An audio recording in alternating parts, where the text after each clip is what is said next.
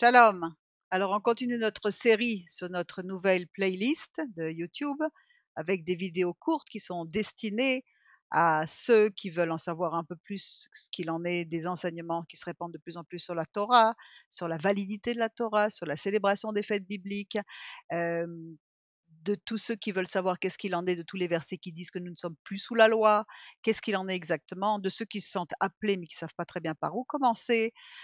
Enfin, il y a des enseignements de tous les niveaux. Et pour ceux qui veulent avancer un peu plus vite, on a bien entendu les études du Beth Midrash ou de la Yeshiva. Vous pouvez visiter notre site avec toutes nos formations et choisir ce qui vous convient. En attendant, ces vidéos d'aujourd'hui sont faites pour établir certaines vérités.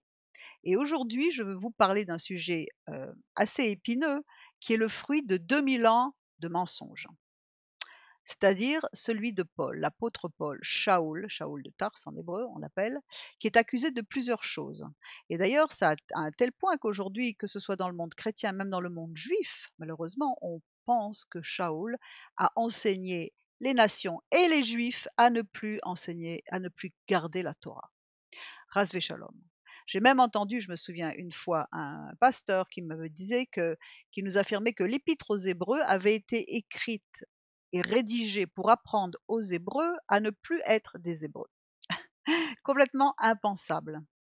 Mais malheureusement, aujourd'hui encore, ce mensonge a perduré depuis 2000 ans et il est toujours bien ancré dans les esprits, que ce soit à droite ou à gauche.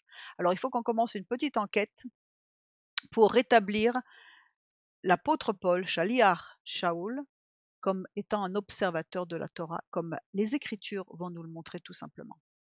Dans Acte 24, 14, il est dit « Je t'avoue bien que je sers le Dieu de mes pères selon la voie qu'ils appellent une secte, croyant tout ce qui est écrit dans la Torah et dans les prophètes. » Cela fait plus de 25 ans que Yeshua est retourné régner, du moins retourné dans le Père, après avoir accompli sa mission qui est celle de manifester la chesed, la miséricorde sur la terre. Il est venu nous enseigner. Shaoul, après avoir eu une révélation fulgurante sur le chemin de Damas, continue plus que jamais à témoigner en toutes circonstances de cette puissance qui a été confiée aux hommes pour le salut des âmes. Et ce message qui est reçu doit être propagé. Et quel était entre autres le message que Yeshua est venu confirmer?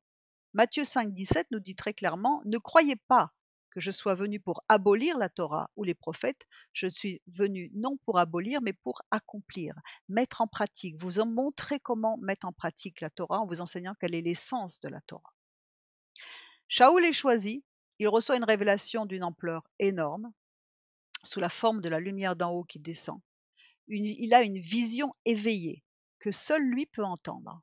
Et pour quelle raison? Parce qu'il est très érudit en Torah. Il est d'un niveau spirituel capable de recevoir une vision éveillée, ce qui dénote un degré de prophétie plus élevé qu'un rêve. Donc il faut commencer à faire le portrait de Shaoul, Paul. Acte 5 nous informe que Shaoul a étudié au pied d'un certain Gamliel. Qui était Gamliel? Gamliel I, 1er siècle après Jésus, un Tana, l'un des rares maîtres de la loi orale juive et un enseignant, mentionné à 2 reprises dans le Nouveau Testament. Il n'y a personne d'autre, lui il est mentionné. Selon la tradition, Gamliel a succédé à son père, Shimon, et à son grand-père qui était le célèbre sage Hillel. Il appartenait d'ailleurs à cette pensée, ce courant de pensée. En tant que Nassi, c'est-à-dire président du Sanhédrin, le tribunal juif suprême. Il est cependant certain que Gamliel occupait une position de premier plan au sein du Sanhédrin et qu'il jouait d'une grande réputation en raison de son érudition dans Torah. Et il fut le premier à recevoir le titre de rabbin. Comme son grand-père, Gamliel a reçu également le titre de Hazaken, c'est-à-dire l'ancien, qui dénote notamment une position d'autorité dans la Torah. Et c'est d'ailleurs ce même Gamliel, dans Actes des apôtres, qui va intervenir en faveur des apôtres lorsqu'ils ont été saisis et traduits devant un Sanhédrin, les accusant donc de perturber, de trahir la Torah, etc. Acte 5, 34 nous dit « Mais un pharisien nommé Gamliel, docteur de la Torah, estimé de tout le peuple, se levant dans le Sanhédrin et ordonna de faire sortir un instant les apôtres. Puis il leur dit « Hommes israélites, Achim, seulement il les appelle mes frères, prenez garde à ce que vous allez faire à l'égard de ces gens. » C'est avec cet environnement de Torah que Shaoul a fait ses études rabbinique, de rabbin. Et il continue à s'identifier à ses frères qui l'ont instruit, continue d'honorer ses pères et les préceptes de la Torah de Moshe. On va le voir avec beaucoup de versets. En lisant avec attention les actes, notamment, on peut voir clairement que Shaoul sert plus que jamais le Dieu de ses pères. Élevé au pied de ce grand maître, zélé pour la Torah. On voit dans Galates 1,13, il nous dit: Vous avez su en effet quelle était autrefois ma conduite dans le judaïsme, comment je persécutais à outrance et ravageais l'Église, la Keïla de Dieu, et comment j'étais plus avancé dans le judaïsme que beaucoup de ceux de mon âge et de ma nation, étant animé d'un zèle excessif pour les traditions de mes pères. Shaoul persécutait les premiers croyants car il pensait qu'ils étaient contre la Torah. Lui aussi avait entendu les mêmes mensonges. Shaoul était un érudit et un zélote de la Torah. Il disait: J'ai persécuté à mort cette doctrine, liant et mettant en prison des hommes et des femmes. Il n'y a aucun doute à ce sujet-là. D'ailleurs, on est bien au courant de ce zèle amer qui avait même repoussé les croyants lorsqu'il a reçu le Messie, puisque personne ne lui faisait confiance parce qu'il était excessif dans sa façon de mettre en pratique la Torah. Acte 9, 21 nous dit: Tous ceux qui l'entendaient étaient dans l'étonnement en disant: N'est-ce pas celui qui persécutait à Jérusalem ceux qui invoquaient ce nom? Et n'est-il pas venu ici pour les emmener liés devant les principaux sacrificateurs? Donc on le connaissait comme étant vraiment un zélote dans la Torah. Le mouvement des premiers croyants s'appelait la voie, Haderer, la voie, le chemin. Et il était accusé de ne pas respecter la Torah. Les mêmes accusations avaient d'ailleurs été portées aussi contre Yeshua.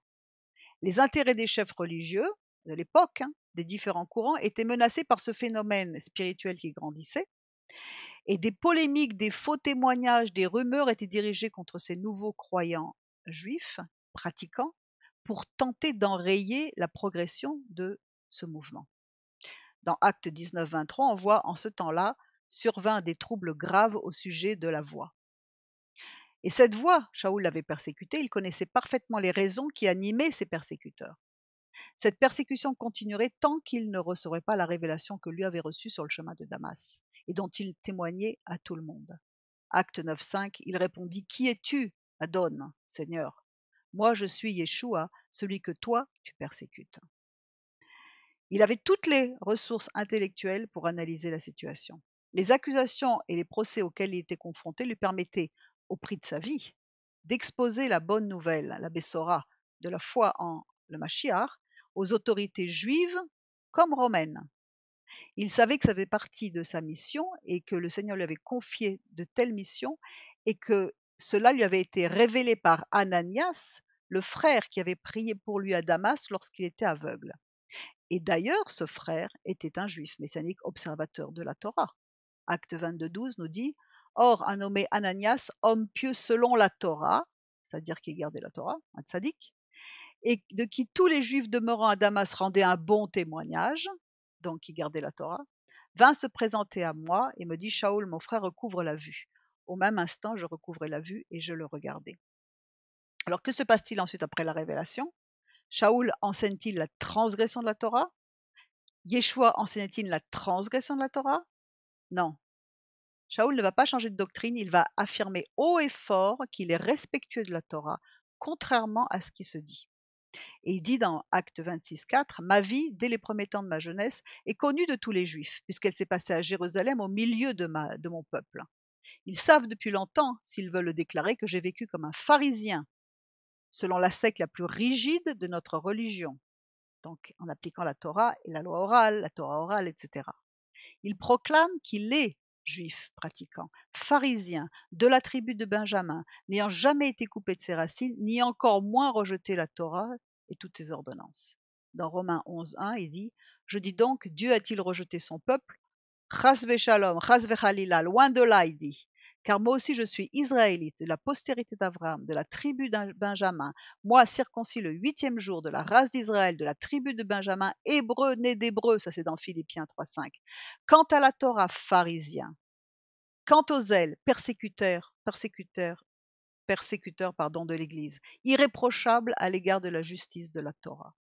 Et Acte 23.6, Paul, sachant qu'une partie de l'assemblée était composée de sadducéens et d'autres de pharisiens, parce qu'à l'époque il y avait un bis-bis entre les deux, s'écria dans le Sanhédrin: Homme frère, je suis pharisien, fils de pharisien.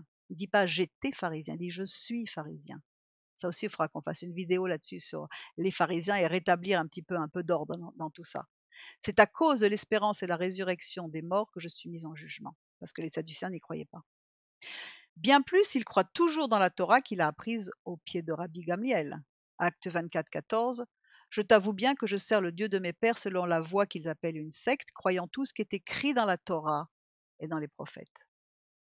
Lorsque certains juifs qui étaient descendus de Jérusalem l'entourèrent et portèrent contre lui de graves accusations, Shaoul se défendit. Dans Acte 25, 7, 8, il dit « Je n'ai rien fait de mal contre la Torah, ni contre le temple, ni contre César. » 2 Timothée 1, 3. Je rends grâce à Dieu que je sers comme mes pères, avec une conscience tranquille, car nuit et jour je me souviens constamment de toi dans mes prières. Il continue à se défendre dans Acte 28, 17. Hommes frères, sans avoir rien fait contre le peuple ni contre les coutumes de nos peuples, de nos pères, c'est-à-dire que la Torah écrite, la Torah orale, il garde tout. J'ai été mis en prison à Jérusalem et livré de là entre les mains des Romains. Il va affirmer la validité de la Torah. 1 Timothée 1, 8, et je ne cite que quelques versets. Nous n'ignorons pas que la Torah est bonne pourvu qu'on en fasse un usage légitime. Romains 2, 13. Ce ne sont pas en effet ceux qui écoutent la Torah qui sont justes devant Dieu, mais sont ceux qui la mettent en pratique qui seront justifiés. Romains 3, 29. Ou bien Dieu est-il seulement le Dieu des Juifs? N'est-il pas aussi des Goïms? Oui, il l'est aussi des Goïms. Romains 3, 30. Puisqu'il y a un seul Dieu qui justifiera par la foi les circoncis, par la foi les incirconcis, anéantissons-nous donc la Torah par la foi? Loin de là, Ras vechalila, il dit encore un expression typiquement hébreu. Au contraire, nous confirmons la Torah. Romains 7, 12. La Torah donc est sainte et la mitzvah, c'est-à-dire les 613 commandements, est sainte, juste et bonne. Et enfin Romains 7, 22, pour en citer quelques-uns, car je prends plaisir à la Torah de Dieu selon l'homme intérieur, parce qu'elle me nourrit. De plus, regardez le parallèle avec Moïse. Tous deux ont voulu être anathèmes pour leur peuple. Quoi de plus glorieux et honorable pour un juif de faire comme Moïse, comme Moshe, qui est représentant de la Torah par excellence. Dans Exode 32, 31, on voit Moïse retourna vers l'Éternel et dit « Ah, ce peuple a commis un grand péché, ils se sont fait un dieu d'or. Pardonne-leur maintenant leur péché, sinon efface-moi de ton livre, le livre de vie, que tu as écrit. » Effacé du livre de vie. Et Romains 2, Paul, Shaoul, va dire la même chose. J'éprouve une grande tristesse et j'ai dans le cœur un chagrin continuel, car je voudrais moi-même être anathème, c'est-à-dire coupé, et séparé du Messie pour mes frères, mes parents selon la chair, qui sont israélites, à qui appartiennent l'adoption, la gloire, les alliances, la Torah, le culte, les promesses, les patriarches, et de qui est issu selon la chair le Messie, qui est au-dessus de toute chose, Dieu béni éternellement. Amen. Alors, cette petite enquête vraiment courte, c'est que soit Paul est un menteur, soit quelqu'un d'autre ment et induit les autres en erreur depuis 2000 ans. Pour quelle raison est-ce que Shaoul respectait la Torah? Parce que la Torah pointe vers celui qui lui était apparu dans cette fantastique révélation sur le chemin de Damas. Qui ne voudrait pas avoir une telle révélation? Qui ne voudrait pas faire comme lui, ne pas abolir la Torah ni les prophètes? Shaoul était imprégné de Torah, il baignait dans la Torah et il va rencontrer dans cette vision éclatante de lumière celui qui est le but de la Torah, à Yeshua. Alors regardez encore une mauvaise traduction, il est écrit dans Romains 10, 4, on a fait une vidéo là-dessus. Car Christ est la fin de la Torah pour la justification de tous ceux qui croient. Allez comprendre. En fait, c'est pas ça la traduction. En retraduisant le texte et en reprenant le mot et en le remettant dans son contexte, on voit qu'il est le but de la Torah. Romains 10, 4, selon une traduction de David Stern. Car le Messie est le but, telos, de la Torah pour justice à tout croyant.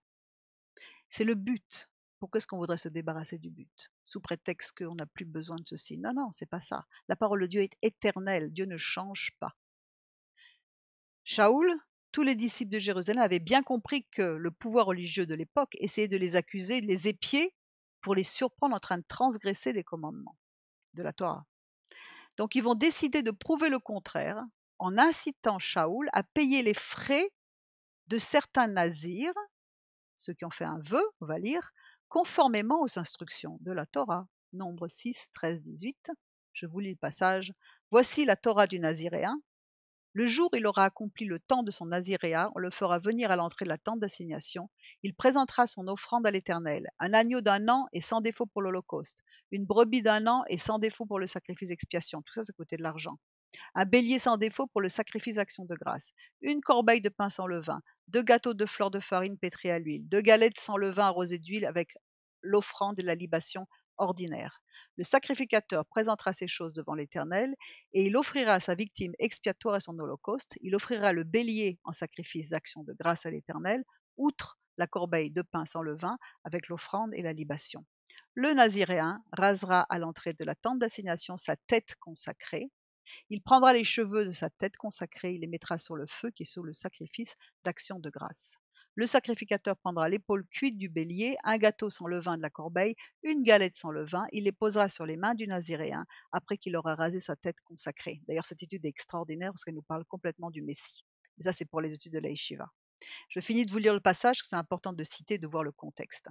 Le sacrificateur les agitera de côté et d'autre devant l'Éternel. C'est une chose sainte qui appartient au sacrificateur, avec la poitrine agitée et l'épaule offerte par élévation. Ensuite, le naziréen pourra boire du vin. Telle est la loi pour celui qui fait vœu de naziréat, telle est son offrande à l'Éternel pour son naziréen, outre ce que lui permettront ses ressources. Donc il y avait une histoire d'argent. Il accomplira ce qui était ordonné pour le vœu qu'il a fait selon la loi ou la Torah de son naziréat. Alors qu'est-ce que vont dire les anciens à Shaoul? Ils vont lui dire, dans Acte 21-20. Quand ils l'eurent entendu, ils glorifièrent Dieu. Puis ils leur dirent, tu vois frère, combien combien de milliers de juifs ont cru et tous sont zélés pour la Torah. C'est pas on a cru en Yeshua et hop on a abandonné la Torah. Non, ils sont zélés, on est encore plus zélés pour la Torah quand on croit. Or, ils ont appris que tu enseignes à tous les juifs qui sont parmi les nations à renoncer à Moïse, donc à renoncer à la Torah, leur disant de ne pas circoncire les enfants et de ne pas se conformer aux coutumes. C'est ce qu'on enseigne depuis 2000 ans. Que faire donc? Sans aucun doute, la multitude se rassemblera car on saura que tu es venu. C'est pourquoi fais ce que nous allons te dire. Il y a parmi nous 4 hommes qui ont fait un vœu de Naziréa. Prends-les avec toi, purifie-toi avec eux, pourvois à leurs dépenses, afin qu'ils se rasent la tête. On est bien dans le contexte de Nombre. Et ainsi, tous sauront que ce qu'ils ont entendu dire sur ton compte est faux, mais que toi aussi tu te conduis en observateur de la Torah. Ce dernier verset est peut-être le plus important de toutes les épîtres de Shaoul. Alors tous sauront qu'il n'y a rien de vrai dans ce que leur a fait croire depuis 2000 ans sur ton compte, mais que toi aussi, tu te conduis en pratiquant de la Torah, et tu vas en observateur de la Torah, et tu nous enseignes comment faire. Alors la question c'est, est-ce qu'on vous a déjà parlé de ces versets? Est-ce qu'on a déjà prêché sur ces versets? Est-ce qu'on vous a déjà montré qu'il y avait un mensonge? Il y en a encore bien d'autres dans tout le Nouveau Testament, de tout ce qui a été interprété d'une façon erronée pour nous couper d'avec Israël, d'avec la Torah.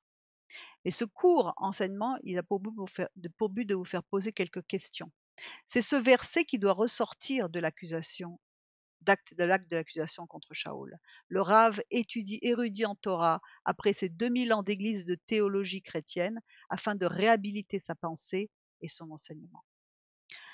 En effet, après avoir subi les calomnies de la part de ses contemporains, il est toujours accusé par le monde chrétien et juif malheureusement de ne pas avoir pratiqué la Torah jusqu'à sa fin de sa vie. Ce mensonge a eu des conséquences catastrophiques, j'ai même entendu quelqu'un dire que Shaoul même ne croyait pas en Yeshua. Je veux dire des choses pareilles, c'est vraiment être loin du contexte dans lequel nous nous trouvons. Et il a étayé, ce mensonge a été la théologie de substitution d'Israël par l'Église pendant 2000 ans, et il a éloigné les âmes qui s'approchaient du salut en Yeshua et de la puissance nourrissante, révélatrice, extraordinaire de la Torah, d'où on peut trouver les preuves du Messie. Comme Yeshua a dit, si vous ne croyez pas à mes paroles, si vous ne croyez pas aux écrits de Moshe, aux écrits de la Torah, comment croirez-vous à mes paroles? Ce n'est pas possible, puisqu'il a parlé de moi. Et du côté juif, c'est pareil. Les mauvaises traductions et l'enseignement chrétien qui affirme que Shaoul ne respectait plus la Torah, mais au contraire poussait à ne plus en faire cas, ont contribué à tirer un trait sur les enseignements de Paul, sur Nouveau Testament, qui n'a jamais été un Nouveau Testament, mais une alliance renouvelée, et en le déclarant comme faux prophète, ainsi qu'il est commandé dans le livre de Deutéronome 12, 32, 13, 3. Toutes ces paroles que je vous commande, vous prendrez garde à les pratiquer. Tu n'y ajouteras rien, c'est d'ailleurs repris dans l'Apocalypse également, et tu ne retrancheras rien. On ne retranche rien, on n'enlève rien de la parole de Dieu. La parole de Dieu a été donnée une bonne fois pour toutes. Il a parlé sur le mont Sinaï, et sa parole est éternelle. S'il s'élève au milieu de toi un prophète ou un songeur de songes, et qu'il te donne un signe ou un miracle et que le signe arrive, ou que le miracle dont il t'avait parlé lorsqu'il disait allons après d'autres dieux, des dieux que tu n'as point connus et servons-les, tu n'écouteras pas les paroles de ce prophète, ni ce songeur de songes, car l'Éternel votre Dieu vous éprouve pour savoir si vous aimez l'Éternel votre Dieu de tout votre cœur et de toute votre âme. Et la Torah, c'est l'essence de Dieu. Si on aime Dieu, on aime sa parole. Sinon, on pourrait dire qu'on n'aime pas Dieu.